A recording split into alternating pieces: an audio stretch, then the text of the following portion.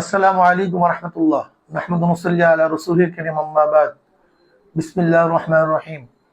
প্রিয় দেশবাসী, ছাত্র জনতার অবিস্মরণীয় অভ্যুত্থানের মধ্যে দিয়ে আমরা স্বৈরাচারী সরকারের পতন করেছি, আলহামদুলিল্লাহ। আমি স্বৈরাচার বিরোধী আন্দোলনে সক্রিয় থাকা শিক্ষার্থী, পেশাজীবী, ওলামা, তোলাবা ও রাজনৈতিক সকল সংগঠনের প্রতি শুভেচ্ছা জানাচ্ছি।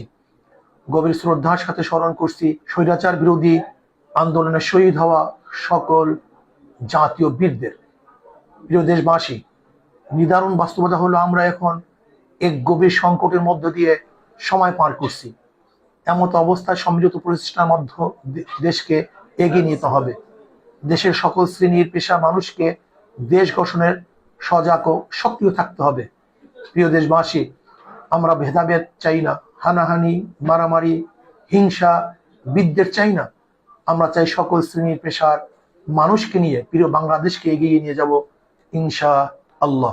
একটি বিষয় আপনাদের আবারও স্মরণ করিয়ে দিচ্ছি যে স্বৈরাচার বিরোধী আন্দোলনে যেমনি শিক্ষার্থী, শিক্ষক, বুদ্ধিজীবী, রাজনৈতিক দল, পেশাজীবী, সাংস্কৃতিক কর্মী ও সর্বসাধারণের ভূমিকা ছিল, তেমন ওলামায়ে কেরাম ও মাদ্রাসা শিক্ষার্থীর জোরালো ভূমিকাও ছিল সর্বোচ্চ।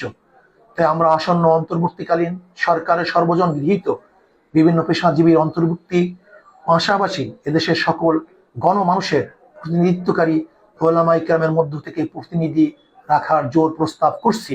এ বিষয়ে দেশবাসীর আপনারা সজাগ ও সচেষ্ট থাকবেন বলে আশা করছি। আল্লাহ।